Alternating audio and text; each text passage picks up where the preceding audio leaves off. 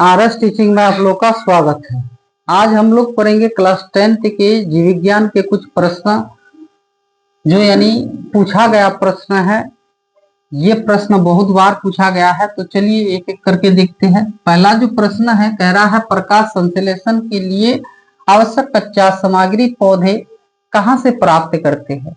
यानी प्रकाश संश्लेषण के लिए यानी जब पेड़ पौधा अपना भोजन प्राप्त करने के लिए ये जो कच्चे सामग्री वह कहाँ से प्राप्त करते हैं, तो ये पौधे जो है कहाँ से प्राप्त करते हैं, जैसे कार्बन डाइऑक्साइड, जल, पर्णहरित, ये सूर्य का प्रकाश, ये सब इसको यानी क्या चाहिए, यही इसका क्या है, कच्चा सामग्री पदार्थ है। तो वही कह रहा है प्रकाश संश्लेषण के लिए पौधे कच्ची सामग्री निम्नलिखित है क्या क्या। तो जैसे कार्बन डाइऑक्साइड, तो कार्बन डाइऑक्साइड आप भी जानते हैं, जो यदि कार्बन डाइऑक्साइड जो है ये वातावरण में है, ठीक है, वातावरण में कार्बन डाइऑक्साइड है, ऑक्सीजन है, नाइट्रोजन है, आर्गन है, तो ये सब जितने भी यानी गैस जो है तो उसमें से कार्बन डाइऑक्साइड गैस यानी पेड़ पौधे क्या करते हैं, अवशोषित करते हैं, और ऑक्सीजन को वह निष्कासित करते हैं यानी बाहर छोड़ते हैं, ठीक है। अब वही ऑक्सीजन को हम लोग क्या करते हैं, ग्रहण करते हैं।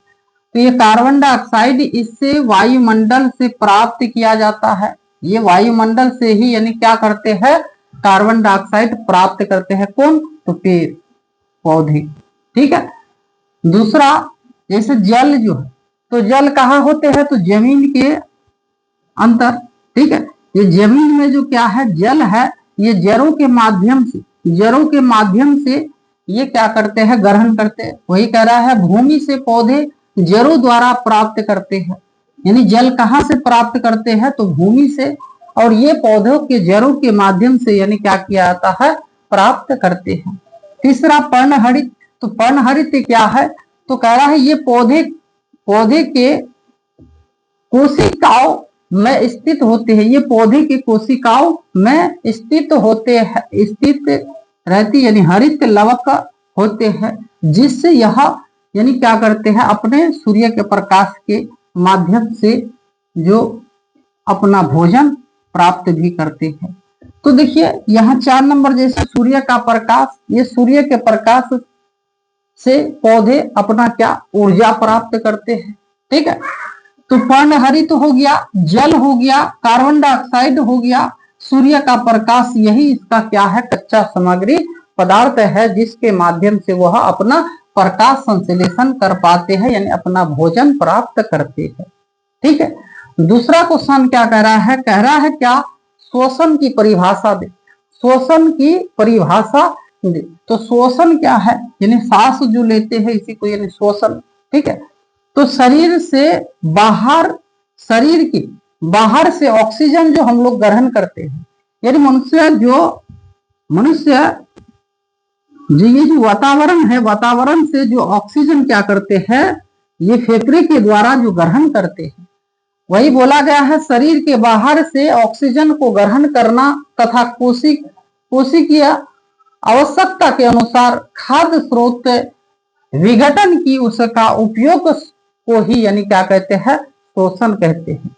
ये अपने मनुष्य हर कोई, ठीक है, ये फेफड़े के माध्यम से अपना जो श्वसन ग्रहण करते हैं और ये हर कोशिका तक पहुंचाते हैं, और ये खाद्य स्रोत के विघटन से यानी ये ऊर्जा प्राप्त करते हैं।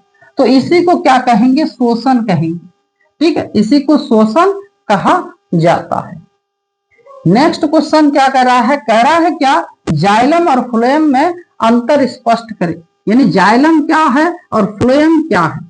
तो जाइलम और फ्लोएम में अंतर आपको बताना है। तो जाइलम और फ्लोएम में जो अंतर हम लोग लिखेंगे, तो अंतर इस तरह से आपको लिखना होगा, एक तरफ जाइलम एक तरफ फ्लोएम लिख देना है। जाइलम और फ्लोएम में अंतर स्पष्ट करें, तो जाइलम और फ्लोएम में अंतर क्या है, इस प्रकार है या निम्नलिखित है। जैसे 1 नंबर जाइलम का, ये जाइलम का भाग है, कह रहा है यह जल एवं घुलित खनिज का स्थानांतरण करते हैं। तो ये जल एवं जल के साथ मिट्टी में बहुत, जैसे इस चित्र को भी आपको नीचे बना लेना है। इस तरह से आप अंतर लिखिएगा और इस चित्र को नीचे बना लेना है। ये देखिए मिट्टी से वह क्या जल लेते हैं और जल जो है यह क्या करती है, जो मिट्टी के साथ और खनिज तत्व है तो इसको भी वह अपने साथ घुलाकर, यही बोला गया है यह जल एवं घुलित खनिज और घुले हुए यानी सब कुछ मिला करके तब जाकर के वह अपने शरीर में ग्रहण करते हैं। वही कह रहा है यह जल एवं घुलित खनिज का स्थानांतरण करते हैं।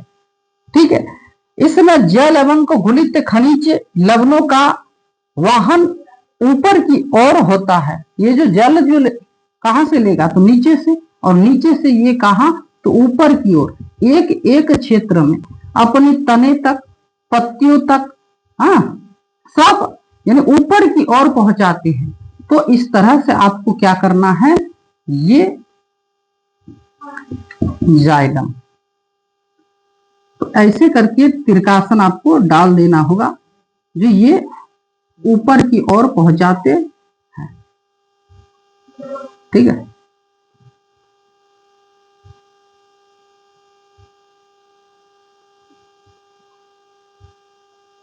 ये ऊपर की ओर क्या पहुंचाते हैं, तो जल और उसके साथ जो जमीन में जो जितने खनिज यानी नाइट्रोजन, फास्फोरस, पोटेशियम, इतना जिंक, लोहा, ये सब जितने सबको यानी जल के माध्यम से घुलित करके ये ऊपर की ओर पहुंचाते हैं। कहा तो पत्तियों तक, तनों तक ले जाकर पहुंचाते हैं।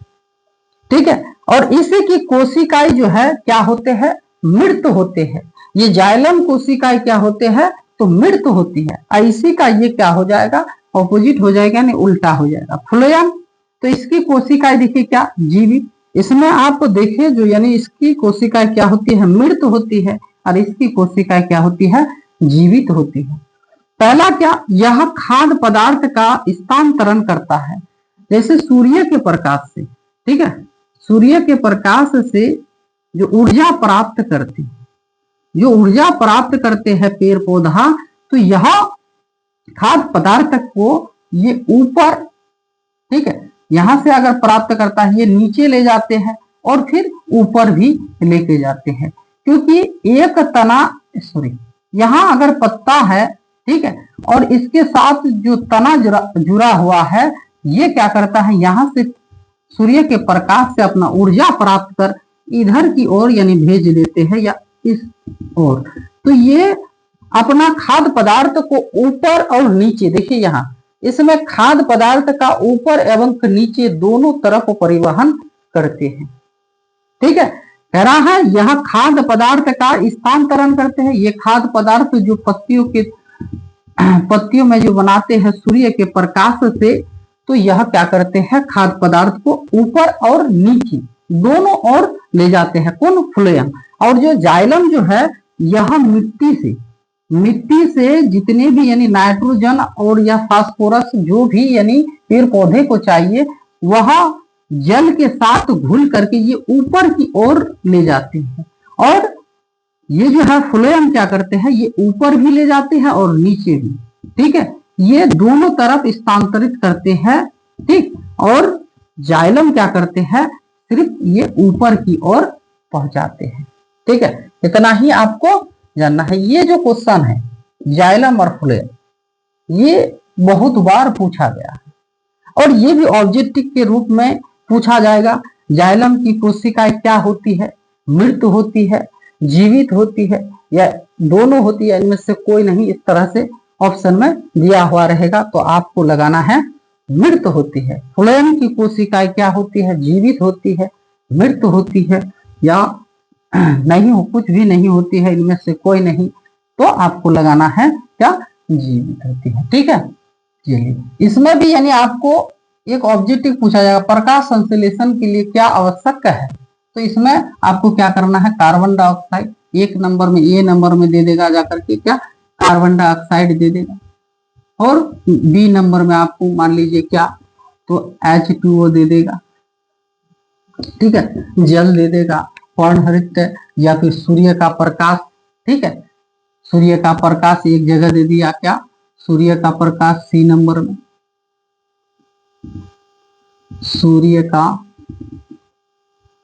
प्रकाश, और डी नंबर दे देगा सभी, यानी इनमें से सभी। तो आंसर क्या लगाना है, इनमें से सभी लगाना है। ठीक है, तो चलिए आज यही तक।